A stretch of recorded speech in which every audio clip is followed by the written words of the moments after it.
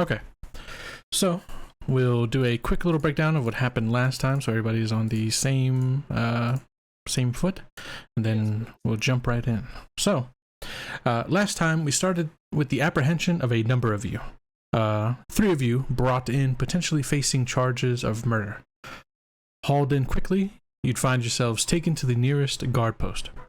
Azazel and Desiree, you two brought in and sat down awaiting questioning. Carlos, you, however, were brought in bare-assed and thrown directly into the interrogation room where your elder brother awaited. Ezra, as you sat in your office trying to figure any course of action to move forward with, your thoughts were interrupted by the sudden smashing of the window to your office.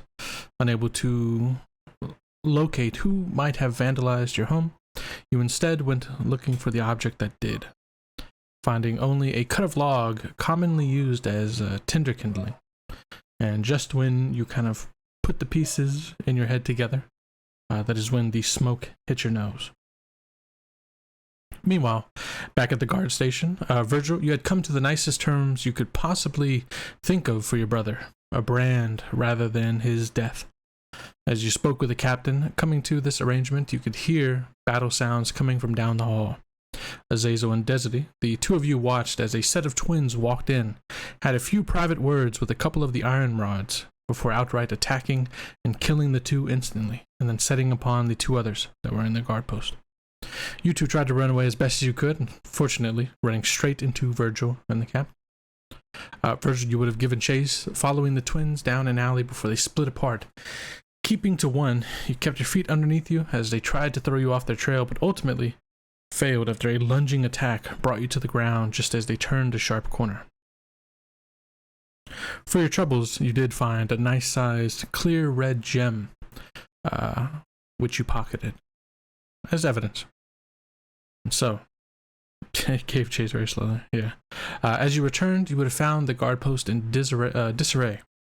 A civilian had been let in to speak to your brother, as well as the other 2 criminals. The captain was absolutely not doing a great job, considering these circumstances. In any case, after a conversation and illuminating evidence of some relationships between those of you involved, as well as some hunches as to who might be behind this all, the captain, although not competent in many ways, very competent in others, particularly those of political machinations, suggested that to avoid the extreme legal mess that this whole scenario had, kind of turned out to be, he would instead certify the 5 of you as a special investigation, sell it to the higher-ups as a possible attempt to, bring in some new ways of investigating crime in the city. Ezra, for you, moments before this conversation, you had just gotten out of the city, or rather gotten your wife out of the city, sent her off to be with her parents, while things figured whichever way that they were going to go. As it was happening, it seemed that the burning apartment building that you lived in, the one underneath you, as you investigated, you would have seen on a pyre, kind of laid out, almost ceremoniously, an old friend, the one who had came and given you the news of the release of the criminal boss that you are very familiar with. So, with the idea of these twins potentially connected to your own family in a way, right? Your wife at the very least, sending her off to be with the parents outside of the city. With all of these things to kind of consider, as the 5 of you now kind of given genuine authority over the situation from here moving forward. So, with that being said, I think we basically start almost exactly where we let off. Carlos, you would have been given back your stuff, all the shit that was kind of left behind would be returned to you. Right? Anybody who And I think Carlos is the only one who's having to deal with any of this because he was taken in bare ass compared to anybody else. Except his clothes. Dragged through the streets naked. Yeah, absolutely. So the clothes and whatever items. Everything apart from his clothes is fair. Everything apart from his clothes. Okay. Yeah, I think that's fair. Yeah. Okay, so no clothes. Playing that. No clothes. No clothes. Just the shitty scraps. Just his bowler hat. That's it. Okay. So, probably get you some clothes, shouldn't we? Yeah. So, get Beef to do the new character art, please. Yeah. There we go. But in any case, any of you who would have had something kind of not on your person because of what might have happened with bringing you in and all that has been returned as it would. Unless there are some things left behind at the shop, Desity, the same with you. Like whatever you would have had meta-wise, right? You have on you, right? The whip, the armor, stuff like that. Yeah. Okay. True. If we're just doing a bit of, I don't know, like housekeeping beforehand, could Virgil do a very quick sort of appraisal of people's gear? Because obviously he's quite aware that we're going to be going out into the rains. I just want to check really how people in the party are sort of looking for weapons and things like that. Like, are they going to be able to actually defend themselves if they're attacked? I would say, well, technically you can't see their character sheets, right? So there's a bit of but I would say you all have things that you have, right? Like you all have your armored stuff. You all have whatever weapons and stuff that you might have. So yeah, everything is fine as far as the way they look. Every one of them. I think the least. Well, Ezra does not wear any weapons openly. Yeah. And she's wearing an armored cloak. Yeah, so I'd say the only people who look. We'll say that I guess the difference between like Ezra and Desity as far as like visual appearance goes, Ezra probably looks like they know how to carry themselves, right? Whereas like Desity, more of a shop owner.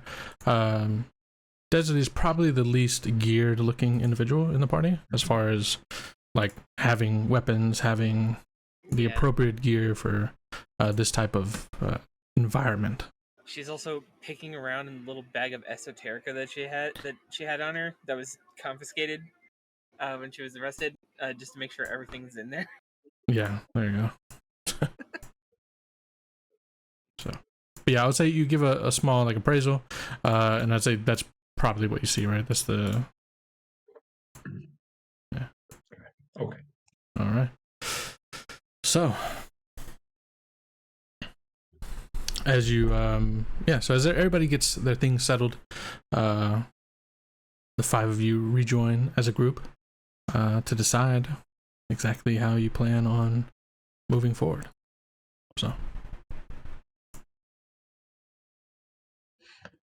well, Virgil will start off by getting the ruby out of his pocket.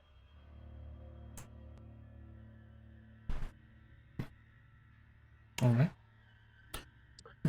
And he will just hold it up. I believe you said there's no like noticeable markings on it that I can see when you described it last time. Yeah, it's flawlessly cut. Just really well cut. Yeah. And I'll just I'll hold it up to the light in front of the group and just say, has anyone got any experience of things like this? I don't know of any craftsman that would be able to cut something so fine. Can I make a crafting check to tell? Yeah. Whether... Yeah, absolutely. Yeah, looking even at the clarity of the red gem as you kind of hold it out, right? Letting the light pass through it. That's a big part of the value of like these stones that hold like special colors. Is the clarity of which you can kind of see through them. Typically, right, like an average, a more cheap one is probably like completely solid, very hard to see through. You know, this one, it's almost like looking through glass that just has like a film of red over it, right? So the clarity on this is supreme, which would put it, even the layman would kind of know that this is of very extreme value, right? This is like a centerpiece for like a very extravagant piece of jewelry. With the 26 total, Ezra, as you take a look at the gem, you get all of that information as far as like the clarity's sake and all of that. As far as the cut work involved, there's been times where you've seen stuff of this value. You yourself probably never owned anything like it, but you certainly work for somebody who did. Yeah. And they like them very much. And they also like to give them away as payment or as markers of recognition. Where's that from? Asking you, Virgil, right? Yeah. Yeah. Sorry, I was muted. It fell out of the pocket of those two attackers I chased last night. I'm assuming it's last night. Tonight. A few minutes ago. Yeah. A few minutes ago. Yeah. It's maybe been an hour since then or something.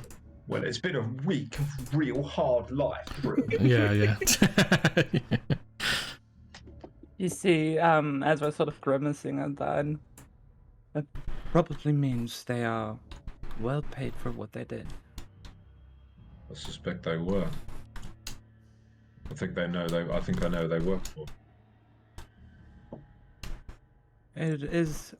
It has been a trait of Octavia's to pay people in rubies such as this one or other gemstones. I got paid in gold. It is more so a sign of recognition. She likes them a lot and doesn't give them away easily. Well, the only red stuff that I received was somebody else's blood, so yeah. Virgil gives him a sharp look at that. Maybe enough about that, brother. What leads to this? Part of it.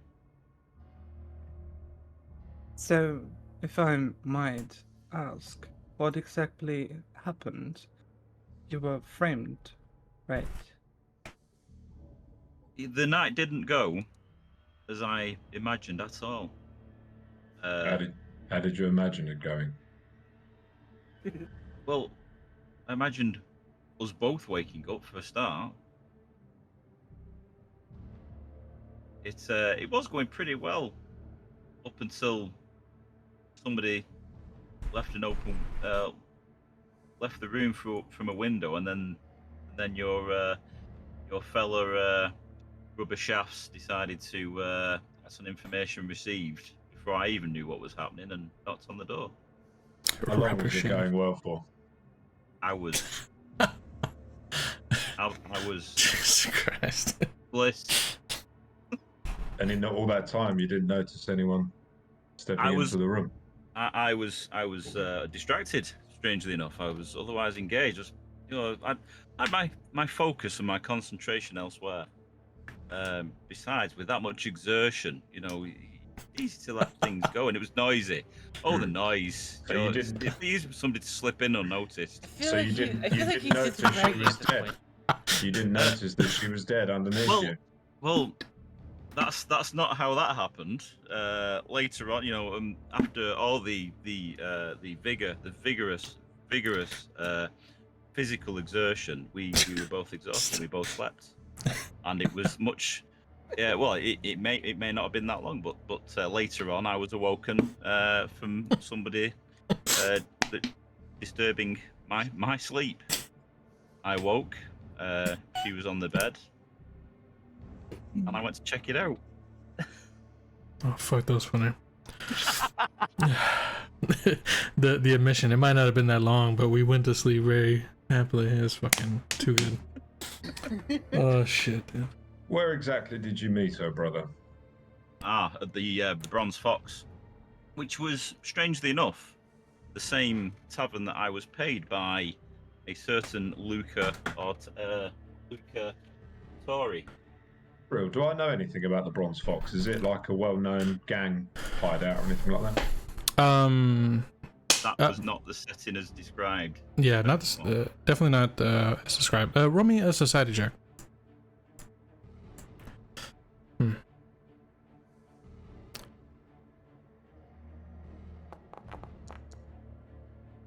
15? Okay. With a 15, what you know about the Bronze Fox is actually, it's definitely not a gang location of any sort, right? Criminal at all. Unless you consider, right, ink blots and,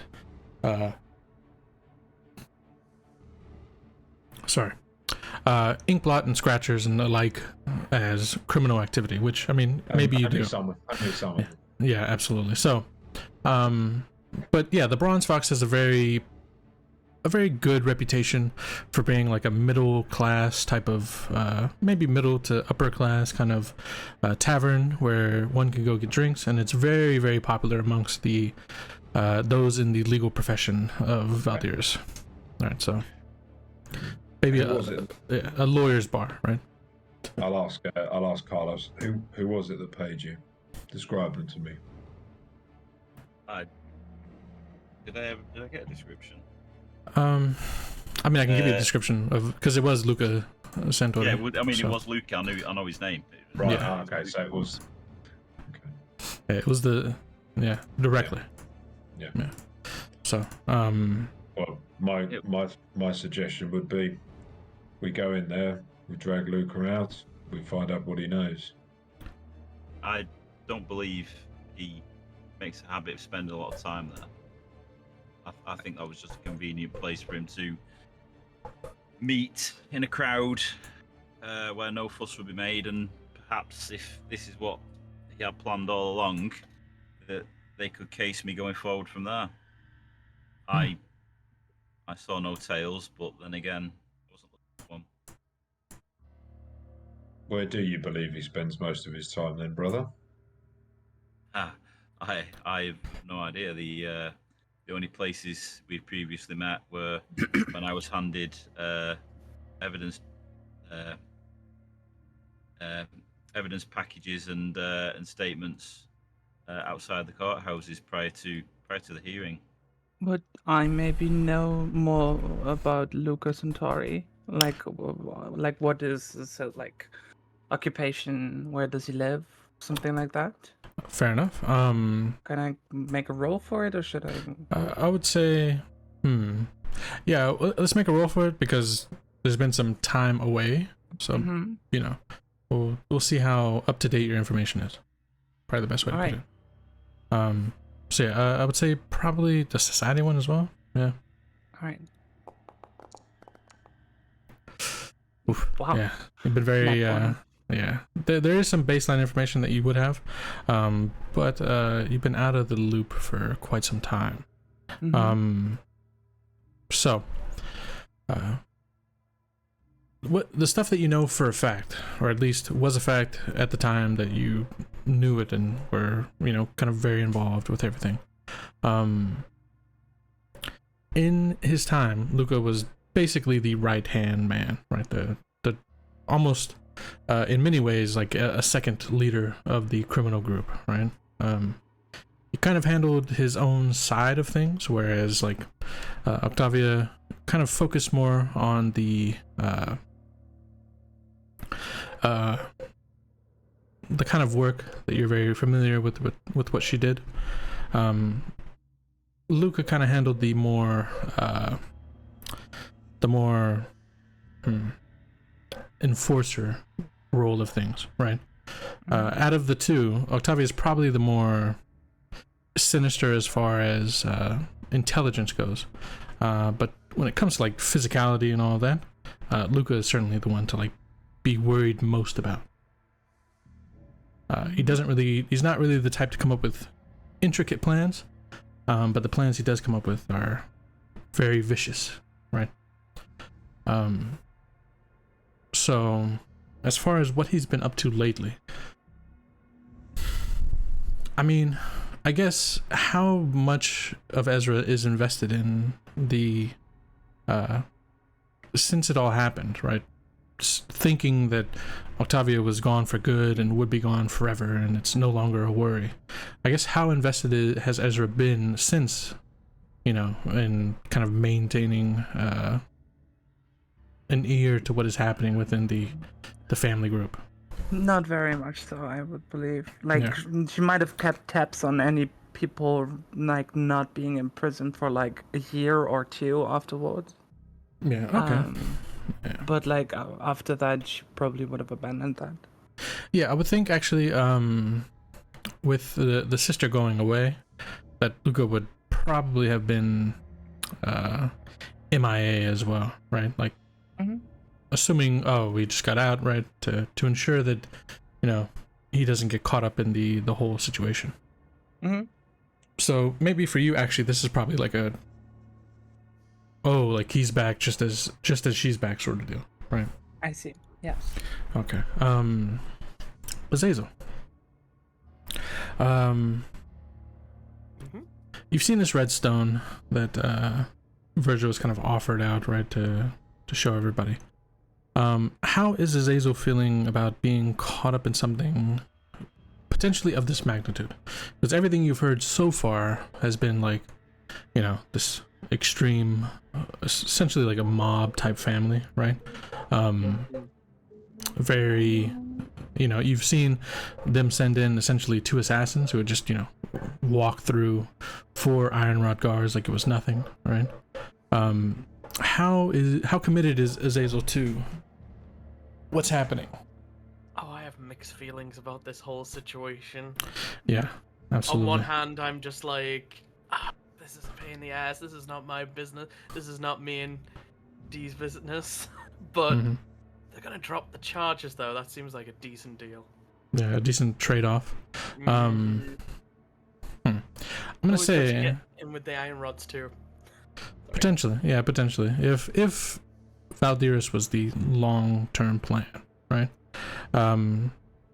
Because in your line of work, you've probably seen a number of, precious gems, artifacts, things of that nature that you've kind of, swindled your way and kind of sold off, and, in many cases, probably just enough to make like a small little profit for yourself, never really kind of hitting on something big. The gem that Virgil has, if, for instance, you were able to get your hand on it, you could potentially see to a large sum of gold, enough gold to settle wherever you would like, to, purchase a building, right? Potentially a store, Is all of this worth it? Truly? Is Valdiran worth it for the long run? That's true. Oof. Just something to consider. Yeah. So, as you are continuing to kind of have this conversation about, Luca and all of these things, I'm gonna say, Ezra, with your past, you know of a few locations. Primarily, you'd find them in the areas where, those who are essentially like the ghettos, right? Where the branded people live, like where, those without, true potential with like, coming up in the world in Valdiran, like would stay, right? Those, the poorest of the poor. So that's where I grew up in. Yeah, fair enough. You know that in that case, in that way, that the Santori family has never really left their roots behind. So, if you were wanting to try to, search for a lead in any way you could, as far as would come to mind, that is most likely the place where you're gonna get some sort of, something. Because right now, right, without knowing exactly where Octavia or Luca are, and with, potentially know a way to contact them, although it is not completely closed. Carlos certainly has a way to contact, should he wish it. It's hard to... It would be hard to know exactly which direction to head in.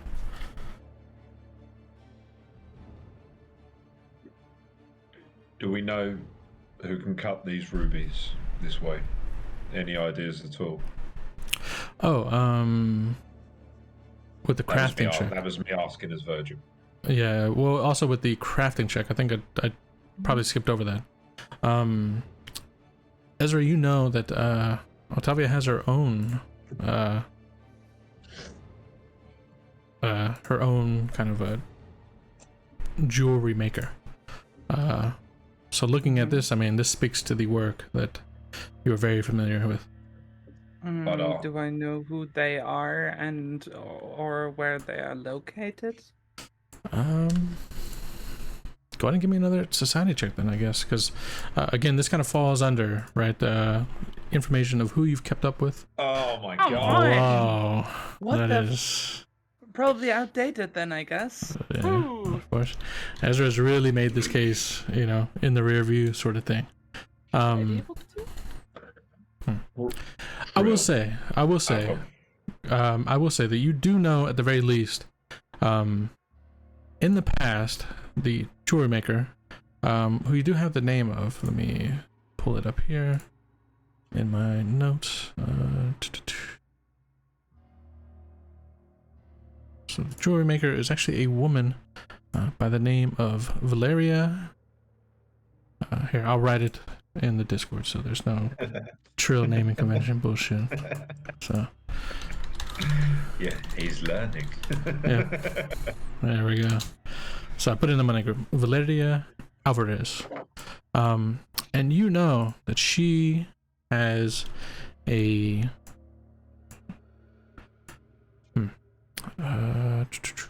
very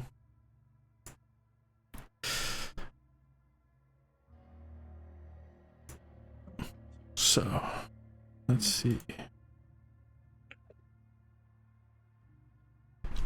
Okay, sorry.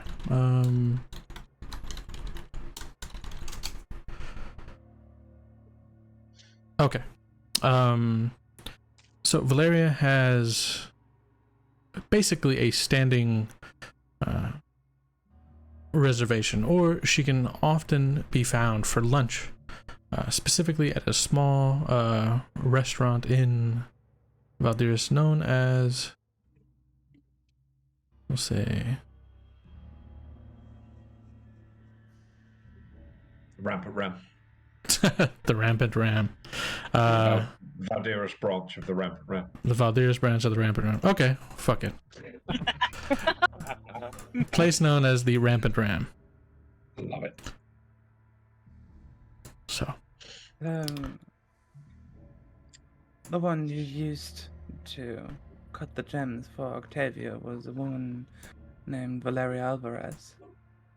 And I'm not sure if she still is employed by her, but this kind of work, really, she's one of the only ones who could achieve that. Let's bring her in then. Find out what she knows. Don't think she would know too much. I'm sure she'd start talking. That's one way to approach it, if you want to make ourselves known. I think they know us already. They attacked our guardhouse. They don't seem to be too concerned about secrecy. But maybe we should be. I'm not very good at skulking around in the dark. But maybe some of us are. Virgil just looks at you like disdainfully. I'm sure of it. All I'm trying to say is, maybe there's a better way to approach this, but blatantly coming to one of Octavia's consorts and trying to get her to answer questions. That is one way to approach it, but I think should be one of our last straws. What do you suggest then? Those Centauris have never forgotten where they're coming from. They have their roots in the ghettos, and those are the people they employ. I think going around and like keeping an ear open as to maybe if their influence has spread recently, if there's new employment to be had. I don't want to be heading into the ghettos with a bunch of amateurs during the rains. I don't think I would be considered an amateur in that regard. You're getting the same look again. Brother, you got something to say? Well, if you are uncomfortable going into the other parts of the city, which maybe you're not up to, why not start a bit closer to home? The circumstances around my arrest were extremely suspicious, in light that I didn't do it and they were at my door before I knew something had happened. And there was a particular lancer seemed to be making a deal with somebody I couldn't quite see while when I was being manhandled by the rubber shafts. Rubber shaft. I can describe him to you, brother, if you would like. Perhaps he's someone you know. No, it's fine. Don't worry. Yeah, go on. yeah. Don't bother. No way a lancer gets involved, So. Why would a lancer be there for you? Bro. Money talks. Money moves a lot of things. Maybe you just don't get that. This guy seemed very pleased with himself when I was being grabbed, and he seemed to be maybe finishing a deal with this person, but I couldn't make them out. All I could see is the lance. I've never seen him before, but he was quite distinctive. And, well, he's a colleague of yours. Perhaps you know him. Do you want me to describe it to you? I mean, I have been waiting for that. Thought I'd just let you keep talking for a bit. Well, fair enough. Well, we can carry on. I was being a gobby that you gobby guard brethren were just giving it all that, flapping the lips, six of them to pick me up. Don't you find that odd? Isn't that odd, bro? I look him up and down. That is very odd. Seems excessive, doesn't it? Yeah. For you, yes. I know. Yeah, it does. Yeah. But doesn't that raise any alarm bells? Maybe that's why you've been passed over for promotion so much. This guy, he had dark tan skin. Might not be unusual around here. He had long black hair, clean shaven. He has large black eyes, and he has a couple of lines in something resembling, ink blots across my page. Okay. Fair enough. Anything more descriptive to go with? I think he's very tall and lean. Is a big part of it too. The physical. Yeah. Maybe I wasn't writing fast enough for that. Anything else? He seemed to be a bit of a prick. Fair enough. Oh, yes, I know him. Yes, I know that one. Yeah, exactly, 100%. Really narrowed it down. Yeah, certainly. Go ahead with that description in mind. Gonna give me a roll. What do you want? Do you have law? Do you have legal? Oh, I do. Oh, There I've we been go. waiting to use this. There we go. Oh, I have. 17. Lancers are definitely distinctive because there aren't that many, right? So any kind of description certainly helps with kind of placing one. the description that you've just gotten is very familiar to you. Fuck, let me just fucking write it again. Very, very familiar. Very familiar, yes. You yourself. It wasn't that good of a description. Still though. End of the shift, in the shower, soap falls on the floor. Yeah, wasn't that good of a description. Just reminiscing about the good old days. Yeah. Virgil kind of blushes for a moment. No. So I'd never speak of those days. fair enough. So, with that in mind, though, the description specifically, like the hair, all of that, that's not very. That doesn't really set anybody apart, right? Long black hair, dark tan skin. That is a very common feature of the city. But the description, along with the fact that this person is a lancer, of the very tall, lean, kind of like almost like extended limb, right? Kind of like longer arms, long legs. This tall, lean physique certainly is what gives it away.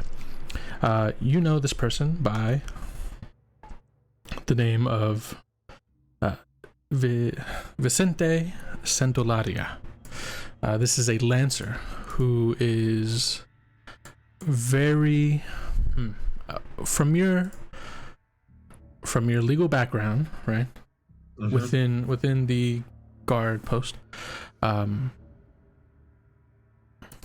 this person is very good at what they do. They're not one to easily be kind of like, they bring down big criminal schemers, right? And they're very competent, both magically, physically, if it comes to like any type of, hand-to-hand fighting. And overall, their reputation is almost pretty in contrast to what your brother is telling you, right? This person is good cop, very much good cop. Yeah, very good. If Vincenzo, what do we got? Let's see. Sorry, go ahead. Will we go by surnames or first names? I can't remember. Vicente, or I mean, whichever one you choose. Yeah. If Vicente was there, he must have had a reason.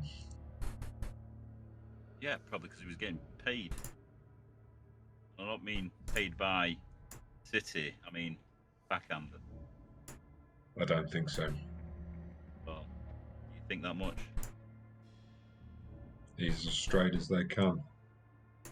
Contrary to popular belief, there are people amongst the Iron Watch and the city guards who are actually doing the job. But maybe straight as your captain. I saw all that. I've made note. That's probably why I'm out there, and he had to pay me a gold piece. The captain's young and inexperienced, and you see Virgil sort of tense his jaw up that a little bit. Yeah, you're superior. He doesn't take bribes. I wouldn't be here if he did. Look, try to wrap your head around this. Yeah? 6 iron rods took me from a room before I was aware what had happened there. They were acting on information received. Somebody outside of that room who was telling them what was happening. And your lancer was in on the end. We've got a lancer and 6 iron rods to take some what would be a crime, a crime of passion, if that's what actually happened, which it wasn't. This is all set up. Brother, I admit it's suspicious. Yeah, well, I don't think Vincente. I don't think he would have been in on it. Then he is being manipulated, and whoever's manipulating him That's the name we need. Then why don't we go and ask him? Well done. Whoa, we got there in the end. You know for sure, Virgil, because there is one tavern that is extremely popular amongst all those legal, right? The iron rods, right? You'll find lancers there. You'll even find butchers there, right? Like, you know, sometimes a judge will come in. There is It's a cop bar. Cop bar, yep. Known as the, I think in keeping with the naming conventions, the Iron Tankard. The Iron Iron Tankard. Tankard. There we go. The Iron Tankard.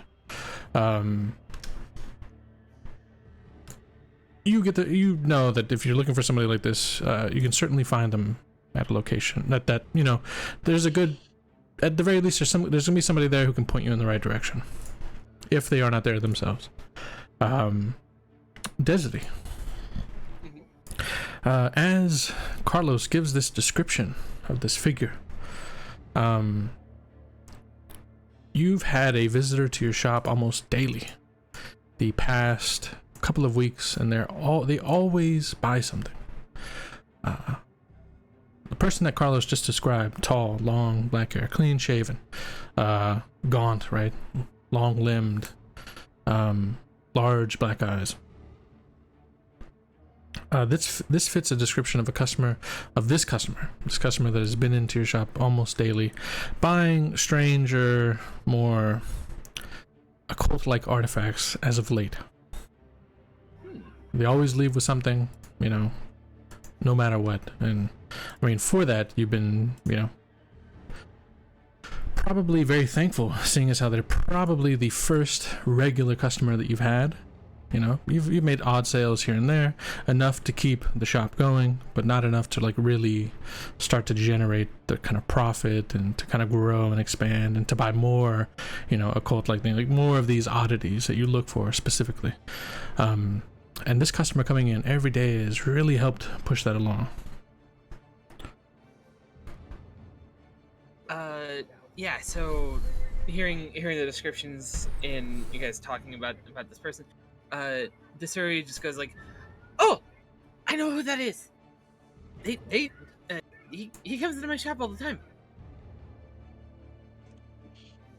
And your shop is? Odds and Ends. It's a little pawn shop that I use as a place to collect things. So what, he comes in and buys socks? Well, no, it's a lot of little occultic stuff. Lots of things that I always like to study. You know, the weirdness of the world and all that. All legally acquired, I would hope. Of course. Azazel, that probably Yeah. that probably, you know, yeah. Oh yeah, totally. I make trades. I make payments and everything and all that. People, I buy things from people and then they buy things from me. Everything's legal. Desity, roll me a deception check here. I would love to think that she doesn't know about the illegalness, but Oh, there's one though. yeah, that's true. So deception, yeah. Yeah, just to see how well you kind of gloss that over. Wait, was that? Oh, yeah. Supposed to be hidden. Ooh. Yeah, because technically you're not calling for it, right? Yeah, I'm gonna say, yeah, you kind of you gloss over that just fine, right? Everything is legal. Everything is on the up and up. It's more to see if you would stumble rather than if it would be picked up, right? Mm-hmm. Yeah. What's he been buying then? Well, just a bunch of little things, little occultic things. Bought a book once. Can't remember what the subject is. I bought like a couple of weird gems that I didn't understand were. Some rune stones.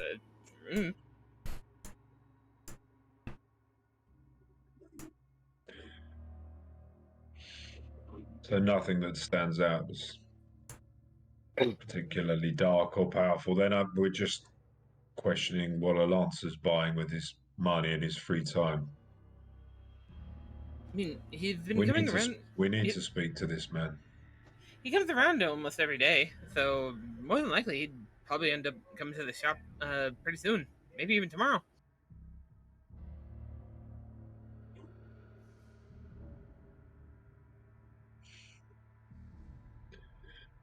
We speak to him there then. Oh boy, guest. Okay. So, in the meantime, since it is evening, there is a lot of time to kill before the following day. Is the intention to stay together as a group, to go to Desity's shop and kind of wait out the evening, see what happens the following day? Is it to split apart, each heading your own separate way, investigating how you wish, until you all, reconvene the following day? How would the group go about handling this stuff? Ezra would suggest splitting up. So, like, some people could investigate the ghettos, and some could talk to this Lancer person, for example. I think we should wait until daylight. The streets aren't safe at night during the rains. I do have extra rooms in my apartment. Anyone wants to stay there? That'll give me a chance to inspect your occult goods permit. I would take you up on that, since my apartment building was burned down this night. Oh, I'm so sorry. Thank you. Burned down by who? That is one of the questions we should find an answer to. I was driven from my study to the smoke of fire, and the apartment below mine was burning, and there was the body of a former captain of the Night's Watch, burned almost on a stake, almost like an example for me to see. Can you show me this? Can you show me this body? I think it would be burned to a crisp by now, covered by a whole building that probably crashed down onto it.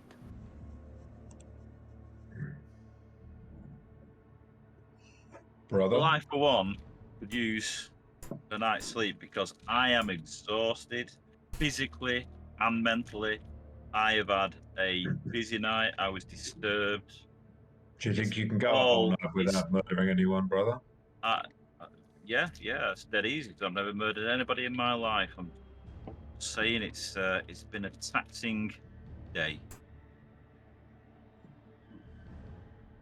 Besides, I don't think it's a good idea for me to be alone anywhere because somebody will probably set me up and murder me. Could even be an iron, what do they call it? Iron club, iron shoe, iron rod. That's the one. I have to admit, it is tempting.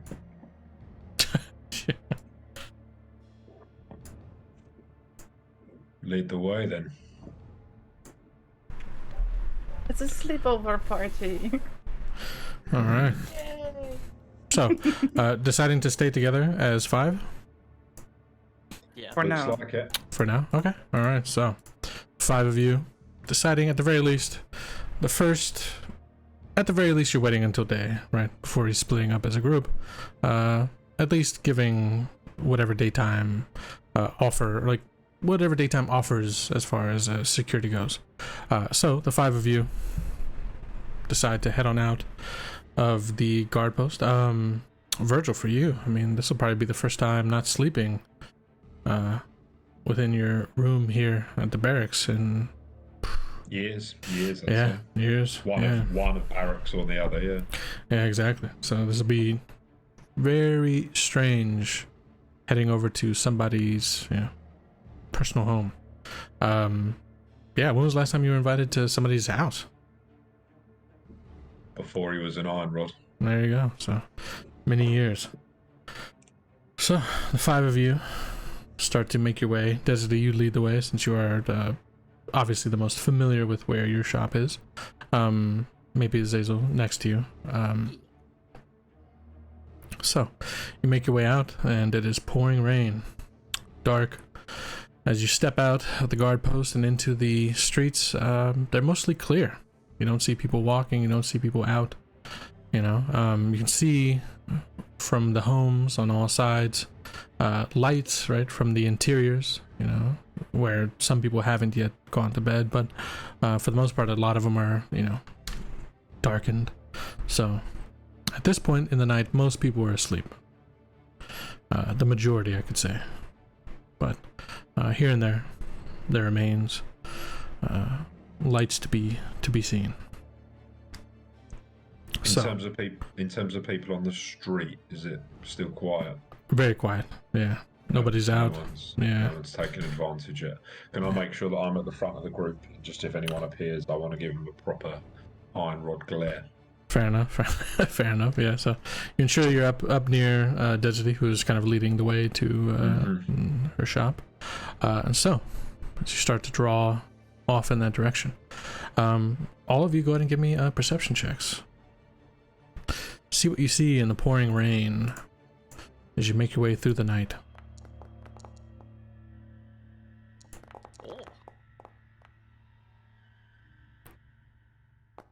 Alice is tired. Indeed. Desiree might have stepped away for food, so we'll go. Oh, yeah. Oh, okay. So, Azazel, keeping your eyes peeled in this moment. Very on edge, and maybe in some ways looking for an out, right? Looking for a chance to just kind of be done with this mess. Now there's legalities involved, right?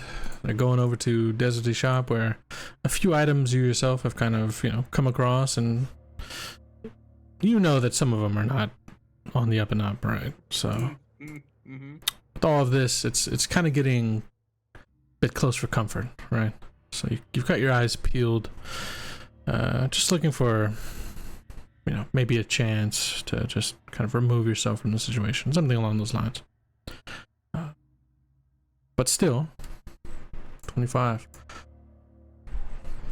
As you 5 are moving through the streets, right? Up in front is the iron rod, next to Desiree, right? Kind of leading the way. You're probably somewhere in the middle, maybe even closer to the back. You know, looking for a chance to kind of slink off. Maybe. But as you look around, I mean, not a lot of people. There's basically nobody in the streets, all completely bare. But you keep passing alleys, right? Like you can look down, see to the end of them. A lot of these smaller, connected, you know, back alleyways that people could easily kind of use to traverse. And as you're walking, you kind of get a sense that maybe you saw something, but you're not sure, so you keep walking. And then, just as you pass another alley, you look down and you see a figure striding across, right? Passing, basically mirroring the way you're walking, right? Like heading in the same direction, just on the opposite side. So as you kind of walk, you see them pass. With a 25, you know that they saw you. They were looking in your direction. So you continue to walk just to be sure. And then you hit the next alleyway. And they're still there. And they're still looking. And they're looking at you. Because you're looking at them, right? You've got your head turned and looked down. Like following you the length of the alley. There is about 15 feet before you get to the next alley. Do you bring this to anybody's attention? Do you keep it to yourself? What's going on? This figure, are they just standing in the alley? No, they're walking. Like they're traveling along. Sorry. Yeah, and each time you pass the alley and look down, they're on the opposite end and they're looking right back at you. That's me being stupid, thinking, oh, it's a dead end alley. Yeah, I get what you mean now. I'd probably just jog up, poke our new iron rod friend, and just subtly bring it to us between the alleyway and the next one, and then try and make my way back. Just be like, we're being followed. Okay, so you kind of like walk up ahead of the group to kind of take a look down real quick. But I want to tell Virgil before we hit the next alley, and they notice I'm next to him, if that makes sense. Okay. I don't want them to know I've told them. Virgil immediately turns around and looks behind. No. Down the alley. So, you get Virgil's attention. You want them to see you walking with Virgil, is what you're saying?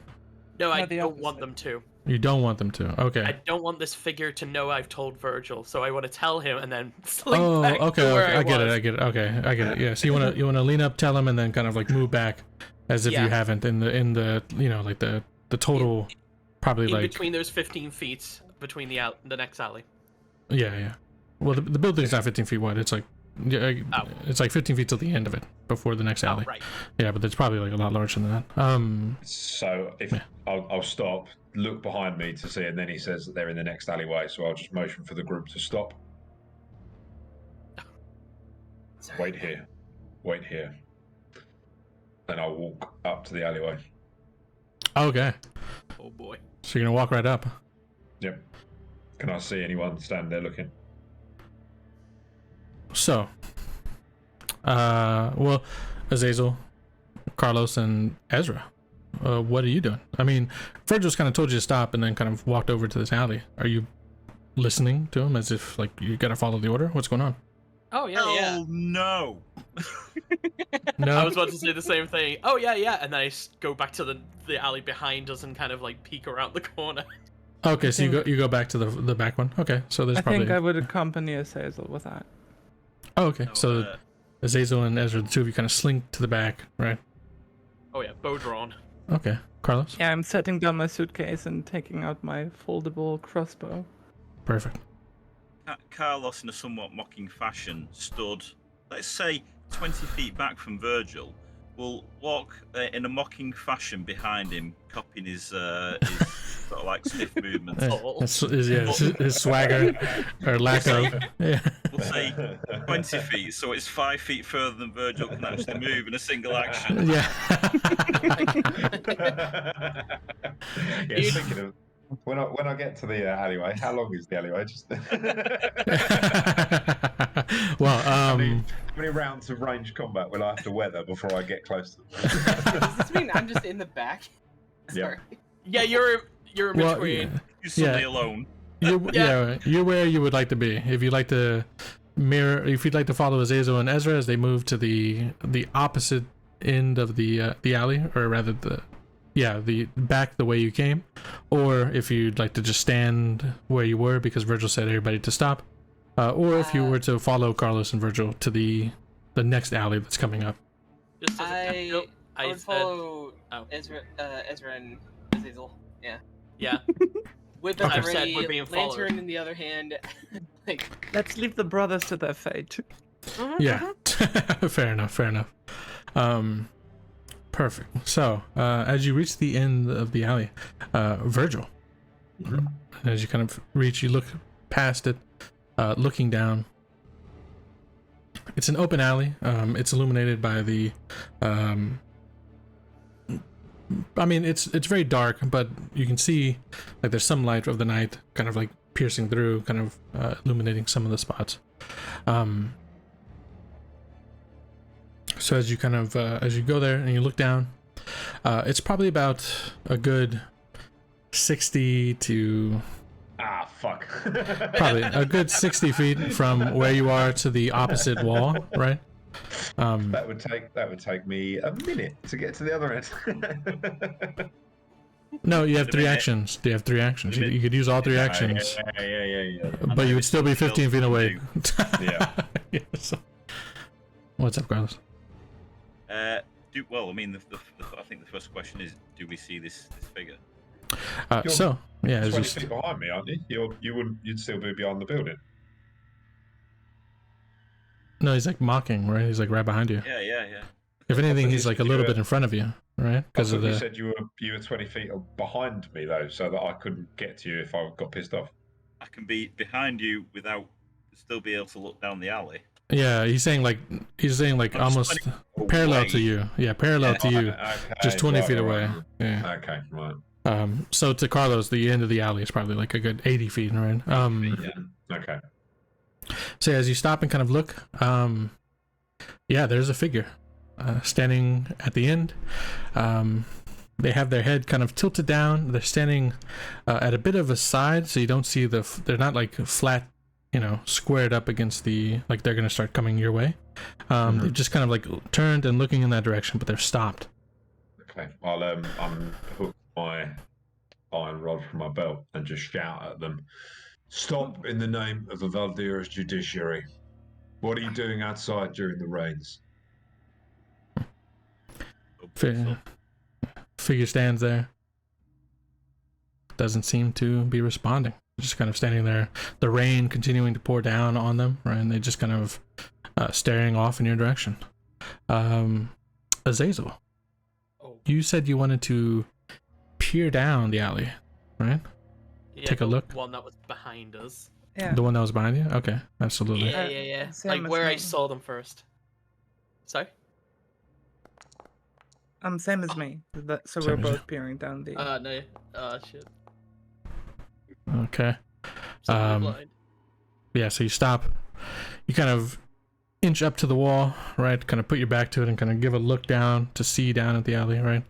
Because you're not wanting to like turn and fully go down it, right? You just want to Oh, no. you want to sneakily look down. Yeah. Okay. With a 9, even though you just saw it in passing, as you come back to the spot and kind of push up against the wall and then you turn in to look, unfortunately, maybe 5 feet into the alley, there's a large crate that blocks your point of view to look down the rest of the way. You'd have to kind of make yourself more into the alley. But Ezra, Also a perception check. yeah, also a perception, and less sneaky, I guess, in this. Oh yeah, unfortunately you follow Azazel's, and as you turn, you're basically like 5 feet away from this like large crate that kind of covers a lot of the vision. Like, oh fuck, Amazing. that's unfortunate. Mm-hmm. But- Can I take a look? Yeah. Yeah. Alright. Is he now? Oh my god, why are we blind? Oh man. So Also looking at the crate. Amazing. yeah, you all turn and you just see this crate and like, oh, that was very anti-climactic from like what you expected, Crate of books. So you kind of you shuffle in about 10 feet into the alley, plan to do it again, right? Turning and looking, because you're trying to keep yourself stealth. That's like the whole point of it, right? That's more of why there's a check rather than because you could easily just kind of openly stand and just take a look.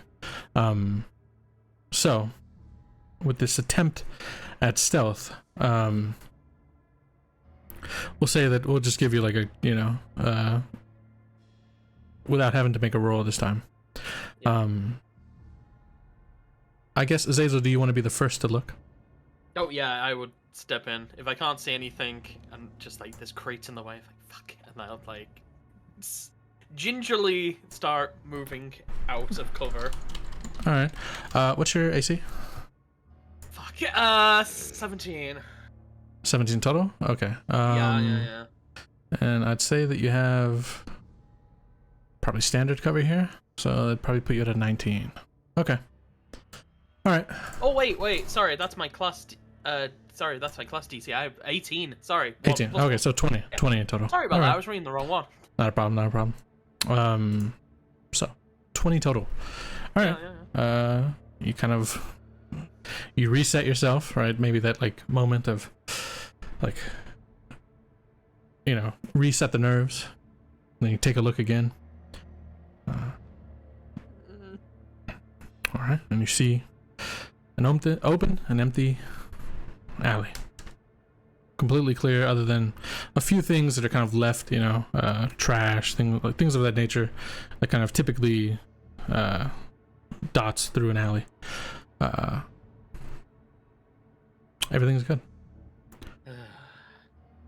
So you take a sigh of relief. Yeah, and I'll Yeah. tell them all, like, it's empty. All clear. So, Virgil and Carlos. Virgil, your AC is 17 and Carlos is a 15. It's 18 now. Oh, Thank you 18 very 18 because much. a new one, but 15 Yeah. for Carlos in the back. Okay. All right. So, you stand, right, and you kind of call out to them. Very subtle, as Carlos has said, right, in response to your actions here, Virgil. But the figure is unmoving. And also, you wrote a message. Carlos is anticipating Virgil giving chase. Carlos will close to within 60 feet of the figure if this happens. Okay, so you'll... Yeah, basically, I'm expecting Virgil to do the policeman, the rabid policeman, Yeah. in the name of the law, run forward. If that happens, Carlos is gonna try and, I'm not gonna say keep up because he could easily overtake him, but he just wants to get within 60 feet of the figure. Fair enough. Okay. Yeah, absolutely. So seeing that is he completely unresponsive, this guy, just standing there in the alleyway? Indeed. So far, they're just kind of standing. I look over to my right shoulder and just call out in the vague direction of the group that they need to be on their guard. And then I'll raise my iron rod and slowly start walking towards this guy. Slowly start walking. Just say, on your knees, what are you doing outside? Roll me Come on, brother, that's against the law. So, roll me a perception check here. Giving legal advice to the figure. 15. Okay. Oh, nice. As you take a step forward, the cloak briefly moves. The front part of their cloak kind of briefly moves. And as you go to take a step in,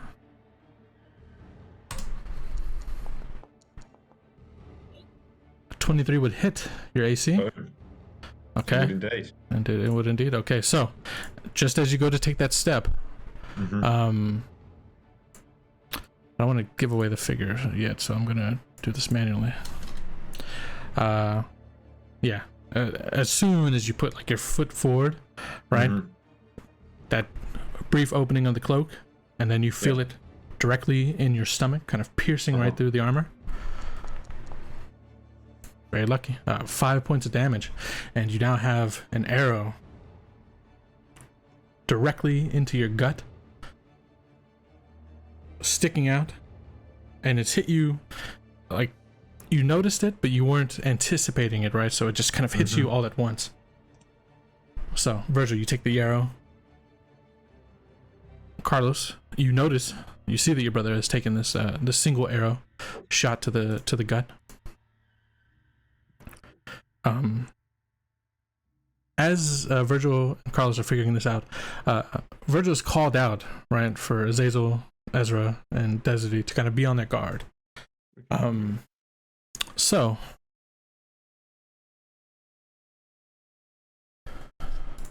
all right, to be on your guard. Or not to be an alcoholic. But this alley is clear. There's nothing to worry about, right? No problems there. So you just hear the sudden impact of the arrow as it slams into Virgil from across the way. All right, Virgil, what's going on? So as I get hit, I'm just going to yell out, ambush! And I'm going to belt it towards this guy as quick as I can. Okay, so you're going to sprint off in that direction. Yep. Absolutely. Okay. So you call out ambush. And as I'm running, I'm going to draw my sword as well because this guy's just tried to kill me. Okay, yeah, so drawing your weapon, rushing forward down to the alley. Perfect. Okay, so, Carlos. On hearing ambush, Carlos will shout out, "No, brother, that's a bacon tree." Is the figure moving at all? After shooting Virgil, and now with Virgil kind of rushing down the alley, yeah, they've turned and kind of started to move away. Towards, right, okay. Is Carlos, I did say when we move up, is Carlos within 60 feet of the figure? I would say you are, yes. Right. What I would like to do with Carlos is I would like to cast Unseen Servant to make the servant appear behind the figure, bent over to trip him over. Okay, to trip him over, absolutely. Yeah. Okay, so, yeah, Unseen Servant. So take all actions. You summon an Unseen Servant. It serves you until it's hit. Unseen Servant. Perfect. Okay, so physical body made of force. Can't use attack. It can and interacts with things. Okay, and it's invisible. All right, I'll have this person make a reflex check to see if they fall over. Is there any stats that would help with this with the Unseen Servant? All it gives hit points of 10 hit points. Okay, we'll give it a good DC. We'll give it like a, I think something that you're not expecting, completely invisible, right behind you as you turn to rush away. Let's see if it will help them out real quick. I had this happen to me once when I was a kid. You're just walking along and all of a sudden you're on your back. Fair enough. Yeah. So, let's see how well they roll with a reflex save.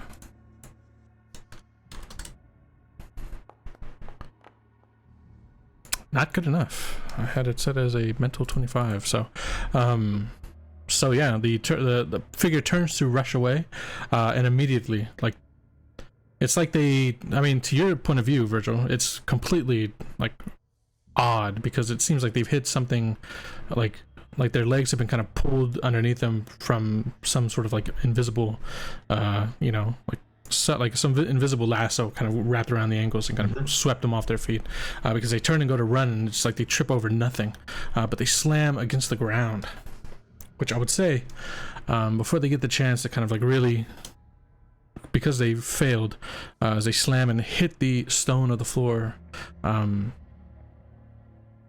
I'm gonna have to make another reflex save to see if they even hold on to what they're holding on to. They do not. So as they fall, the crossbow that they had hit you with just goes scattering off down the alley.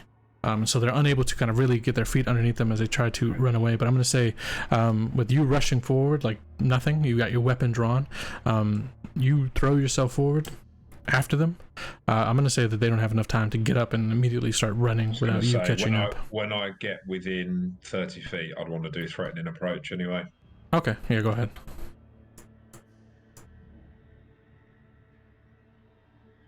Demoralize, right? How do I do that? That's an action, isn't it? Yeah, so demoralize, I believe, is making. Yeah, so you would just make an intimidation check against their will DC. I'll let you know if it passes since we don't have a board here for this.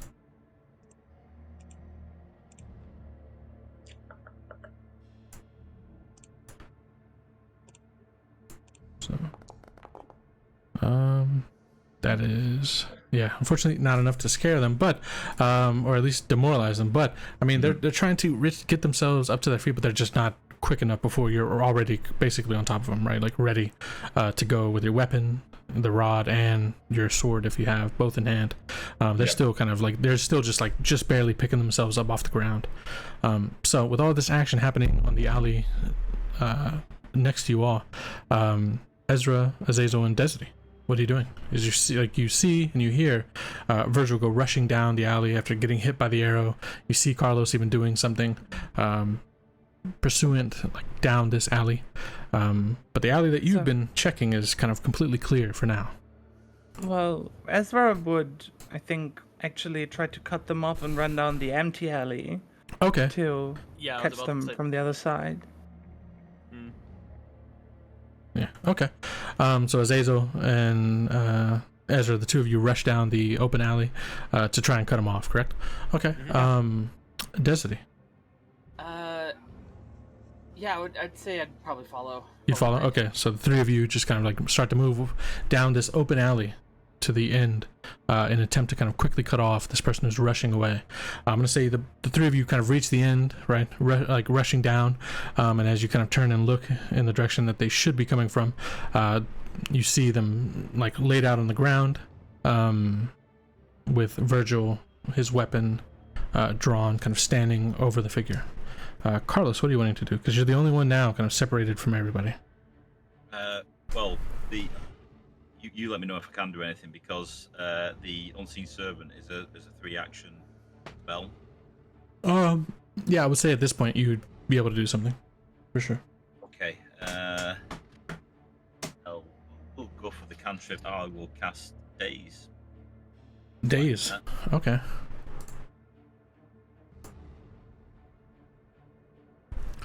So they have to make a basic will save for 17. Yeah, let me see what their will is to see if they beat this. Okay, so they need to. All right. Fishing for the crit fail. Yeah, hoping, right? Let's see. Make sure I got the number right. I do indeed. A 9 is. Takes damage, but he doesn't get. Yeah. Unfortunately, not a critical failure. Yeah. But go ahead and roll the damage. 4 points. Yeah, before they can get up, right? They're trying to get up and rush away from Virgil, who's essentially kind of closed the distance at this point. But that daze is just exactly what is needed, right? They kind of they don't know where they're putting their hands, right? They kind of slip over their own hands before they can like really kind of foundation themselves, right, and push up to stand up. So they're unable to move. So they kind of like slip over their own hands and they stay prone. So Virgil, you're right on top of him. What do you want to do? Yeah, just I'm standing above. Valdiran Statute of Laws, Code 2, Section 1. The sword of a justiciary. The sentence is death. And he's going to raise his kill sword. him, you knob. And he's going to stop. That was in character. He's going to stop. He assaulted a member of the judiciary, brother. Yeah, Do you know he's the law? also... I do. And kill him after we've questioned him. Virgil will look down and he'll just crack him on the back of the head with his iron rod instead.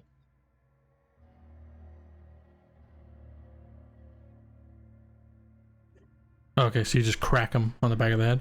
Just for good measure, not to kill Good him. measure. Okay. A non-lethal attack. Yeah, non-lethal attack, looking to just kind of Yes. bash to be him very out. clear, GM. All right. Non-lethal attack. Non-lethal, okay. I'm going to hit him softly with my 4-foot Iron rod but- of iron. Yeah. But ideally not enough to kill him, although it's... Maybe not in the back of the head then. Maybe It is. just, I don't know, back, chest, something like that. Upside the head. Yeah, maybe across the back, right? Yeah. Just keep him down. Yeah, go ahead and roll to hit. As you just kind of swing down on him, kind of bashing him really quick.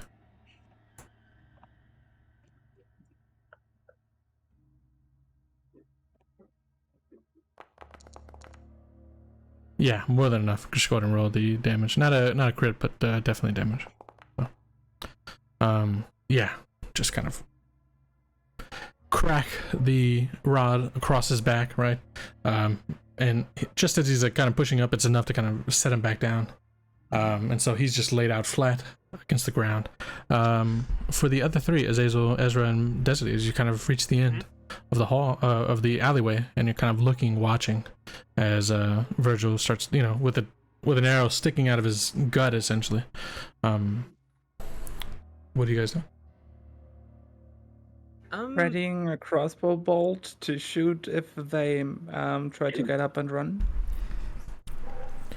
Okay. Desuri will turn on the light of her lantern, just to make sure everyone can see anything, Okay. and hold her whip out at the ready. We see he's out, right? We see him get hit in the back of the head. Yeah, well, in the back, across the back. I'll put my boot on his back as well. Yeah, there you go. You see him pinned to the ground at the very least. Just want to get a good look at him then, like arrow away. Just kneel down and well, first I'm gritting my teeth at that arrow in your gut, but then just you can take it, it's fine. And just pull the cloak off this guy, get a good look at him. All right. So also you approach and you look to kind of pull the cloak off of what they're wearing. Yeah. Absolutely. Covering them. Okay. So you approach. As you start to approach, Ezra, are you stopped where you are and just kind of watching from about 60 feet away or so? Excuse me. Or do you want to get closer as well? This would be for Ezra. I'm sorry, I was reading up stuff on my character sheet. What were you saying? Would you stay where you are at the end of the alley, or Yes. at the opposite end? Okay, so you're not I would moving any stay there. closer. No. Okay. And Desiree, what about you? Yeah, I'd be trying to get closer. Just to her lantern held out, so that the light, covers the area at least. We'll say you get, if it's fair to say, you get about halfway, and Azazel gets like the full way. So it's like Azazel right there, you about 30 feet, and then Ezra about another 30 feet behind you, right? Okay, and Carlos, you've closed in, or are you still at the end of the alley?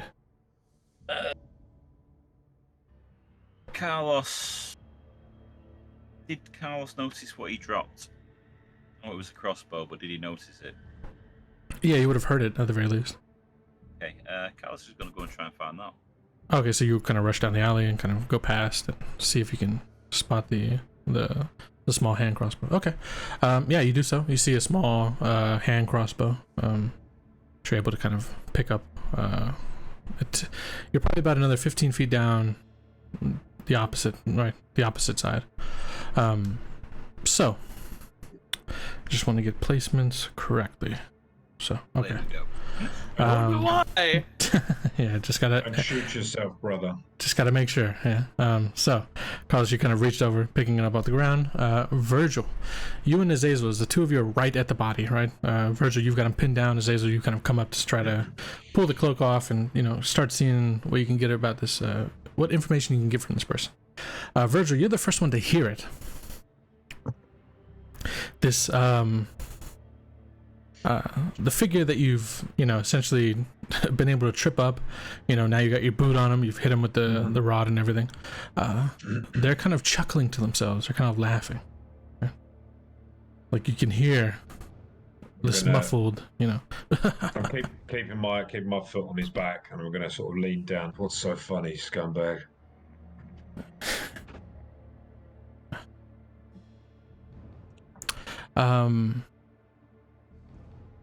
They turn and look at you, and as they do so, Slowly. the cloak over their head kind of comes back, and you can see on their face, I'm gonna say, in the exact same spot that you yourself, at a time before everything that happened, right? They bear a brand.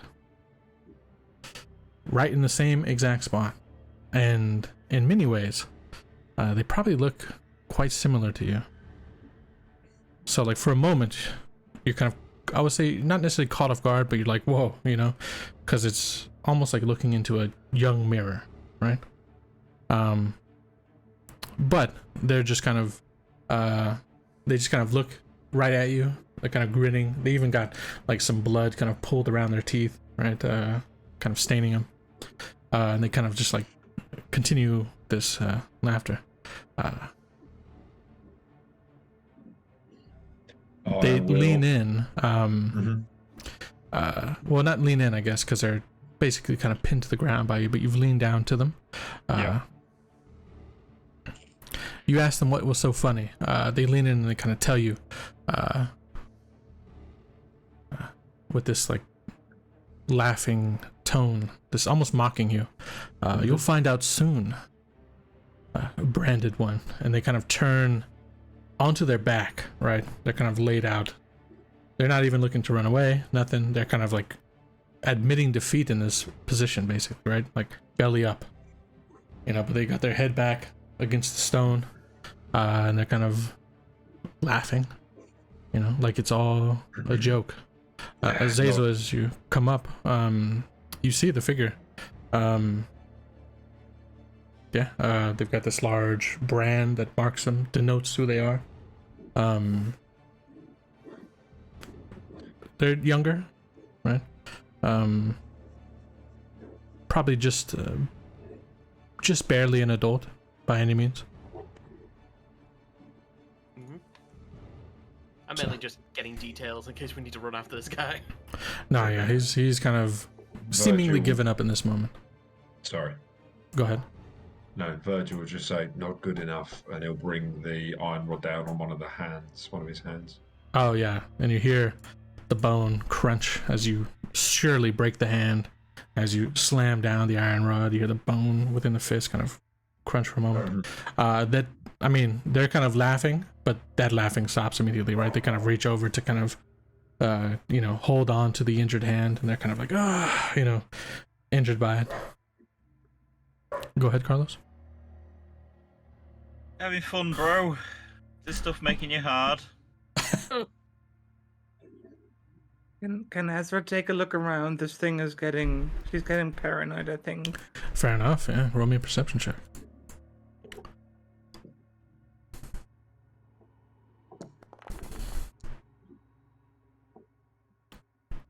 Nineteen. Okay. Absolutely. That's not an 8, that's true. Yeah, not an 8, absolutely. By far. Ezra, the rain is coming down hard. But you hear what you think is sounds coming from the top of these buildings that you're basically surrounded you on all sides, right? The various buildings that kind of the space between them creating these alleys. But they're pretty up there. It's probably, a good, a good 60 feet to the top of one of these buildings, and not very easy to climb up the side or anything like that. I think like she's trying to peer through the rain and yeah, the water's just kind of coming down like directly into your eyes as you're looking straight up at the sky, right? Trying to see if you can see. I mean, they're very tall, so you can't really see past the edge, right? So somebody would have to be standing up and kind of looking down. But you don't really see anything at first. Everything seems all clear. But you keep hearing this like weird sound. And it sounds like it's coming from up, like there's something on top of one of these roofs or something. You're unsure of. So, as you listen close,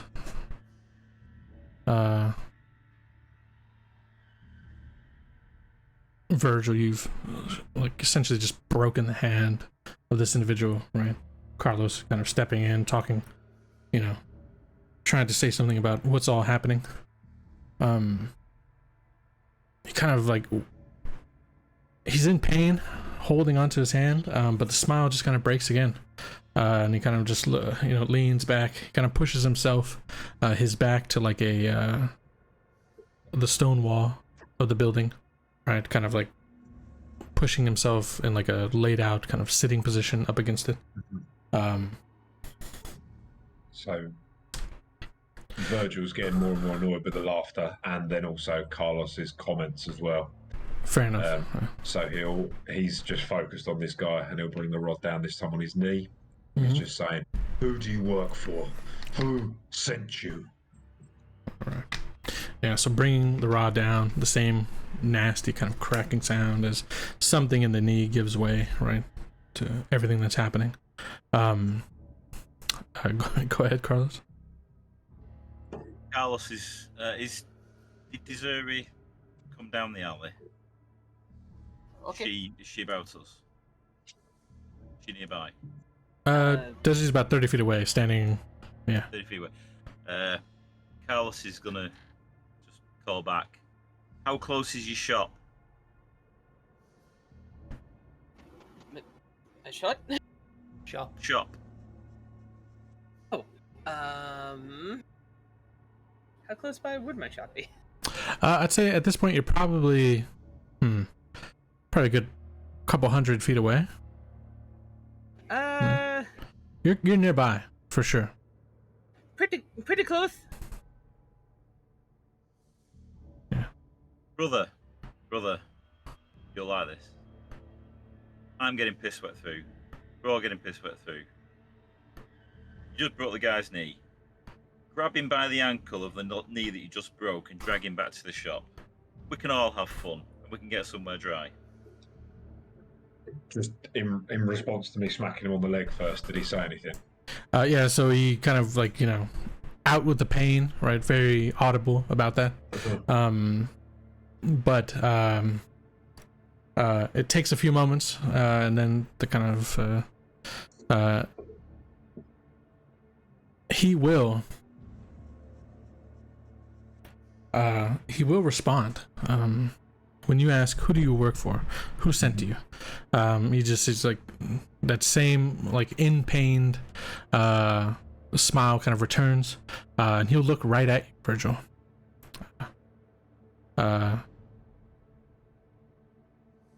Oh, you have no idea how deep the mess you're in goes. Senior Arbiter Ortega.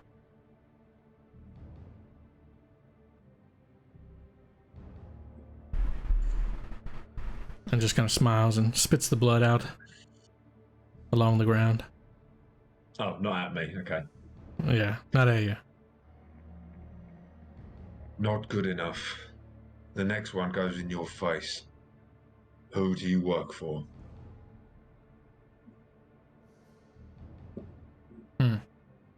Ezra. At this point, you've been keeping your eyes and ears to the top of these buildings with everything that is happening. Right? You're very paranoid to be in this tight space between these two buildings. True, sorry, Ezra just said she'd be right back. Oh, did she? Okay, alright. Then yeah. We'll jump back to it. Well, let me write that.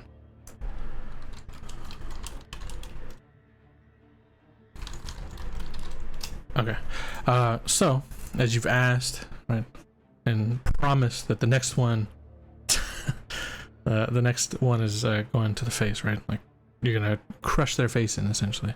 Well, this guy's got a brand. He knows he's dead. Like, you don't get two chances, do you? So. Yeah, exactly. Fair enough. Yeah, so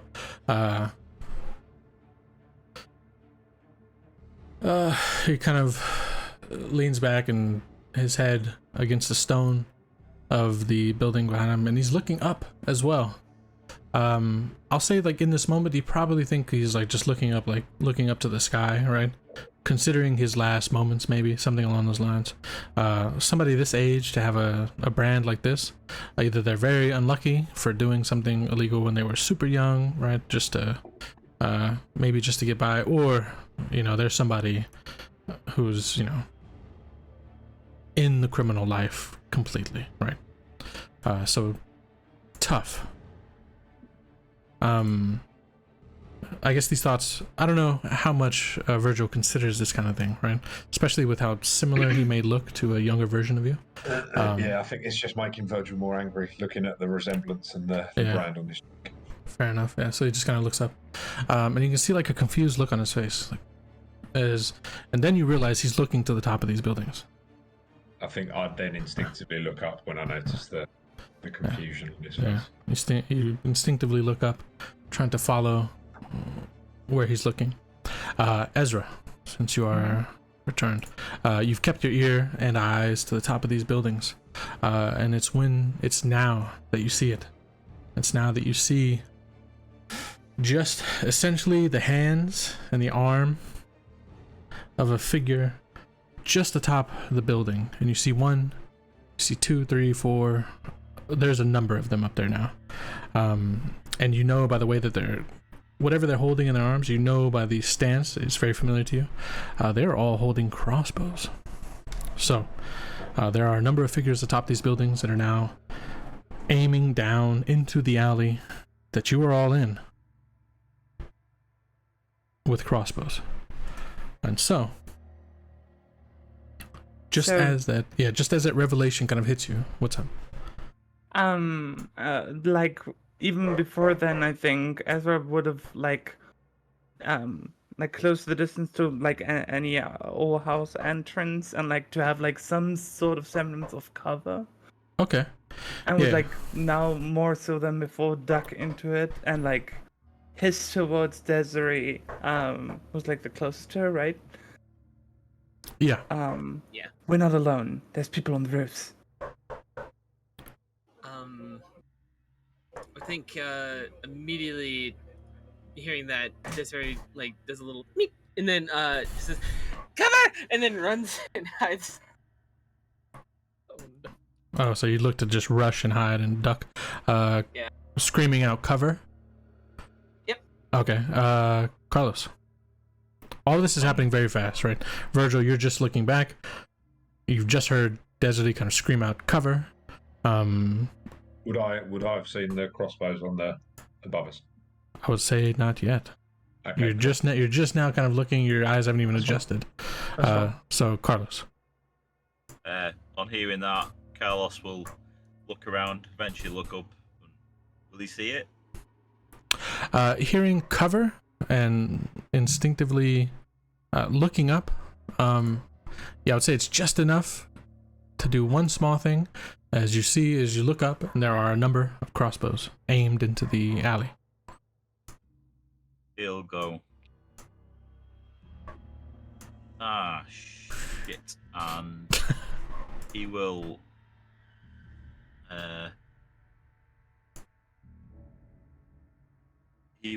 shout out, "I'm just in the wrong place at the wrong time." I would like to do a deception check. Oh my god. Okay, yeah, okay, sure, yeah. Do you put your hands up? I'm just in the wrong place at the wrong time. Difficulty, I'm guessing. 24. It might be good enough to keep you from getting shot right away. So yeah, I'm in the wrong place at the wrong time, right? You kind of just thrown caution to the wind, right? Doing the only thing you know how to do, just try to, Lie. Yes, I'm in the wrong trying to spot. lie. Yeah, exactly. Azazel, as you've heard Desiree kind of scream cover, right? What is Azazel doing? I was just gonna ask, would I have noticed the guy on the ground looking up? Yeah, again, the same. I'm watching him like Virgil. Yeah, the same. Yeah, you would have noticed him kind of looking up, but again, he would have mostly been looking like he was looking to the sky until it became obvious that he was like looking to the roofs, and then he had this like questioning look on his face, like, wait a minute, like where's, and then that's when it would have really hit. Yeah. Yeah, and then I hear Desiree just like cover. It's like, fuck. Grab my bow and I'm looking up. I have dark vision, by the way, if that helps, and I'm looking for a target. Oh yeah, it'll help just a bit. Yeah, so you look up, right? Like just quickly glance up. You've got your crossbow ready at the very least, right? You're looking for the first target that you can see, and there's surely someone right there with the crossbow aimed down into the alley. Okay, yeah, so you just a quick right, single shot off into the sky to see, if you can hit something at all. At this time, though, just as Desiree calls out for like cover, right, that is when you hear a number of crossbows let loose at the same time, and a rain of arrows pours down into the alleyway, and I think we're gonna go ahead and have to resolve that next time, unfortunately. What? So, yeah. As we jump into combat directly with the next session, because the next combat will probably be quite a bit long, and I don't want to push too hard with the timing. What a cheese. So, And a player death on session 4 is probably about right, isn't it, Trill? Probably about right. Yeah. Session 3, you mean? Historically. This is session 3. Yeah, this is session 3. Yeah. Well, considering what I just said, I think it's gonna be me. Yeah. So, absolutely. So, It's canon. yeah, this might be the end of the campaign. 4 sessions. Hope you guys enjoyed. This is why No, I bought a healing potion before this. Fair enough. But yeah, let me go ahead and sign on the stream and everything. But I'll be back in just a minute. Sorry. And yeah, so just give me a few moments and I'll be right back. So, later. All right. We anticipate to live. Absolutely. Yeah. So, character death on session 4. That seems right for the, right for the usual historical historically accurate place. But in any way, thank you all for watching. Hope you enjoyed. Definitely a bit of a shorter session this time, mostly because I don't want to jump into combat now, and it might be a bit of a longer one, right, because of the situation, cover distance, all that stuff. So definitely don't want to jump into it and then it'd be like pushing on 3 hours for the session. So even though it's a bit of a shorter one, I think it's better to resolve it early next session and then continue with the story. So in any case, thank you all for watching. Hope you enjoyed. If you'd like to get involved in the community or potentially be a player in any of these games, this is actually something I haven't done in so long, so appreciate Sniper you posting the Discord. Yeah, if you would like to get involved, like to potentially join in, we are we're early parts into this cycle, but we'll be coming to the end shortly. In any case, if you'd like to get involved, the best place to be is the Discord, as that is where I reach out to first when I am recruiting for the next cycle of games. Hope you all enjoy. Hope you have a good day or a good evening, depending on where you are in the world. And hopefully we'll see you. Our next session will be this Wednesday as we jump into session 2, immediately into combat with our Wednesday campaign by the name of Into the Red. So maybe we see you there. Hope you all have a good day or a good evening, depending on where you are in the world, and maybe we'll see you next time. So, peace out, guys. Later.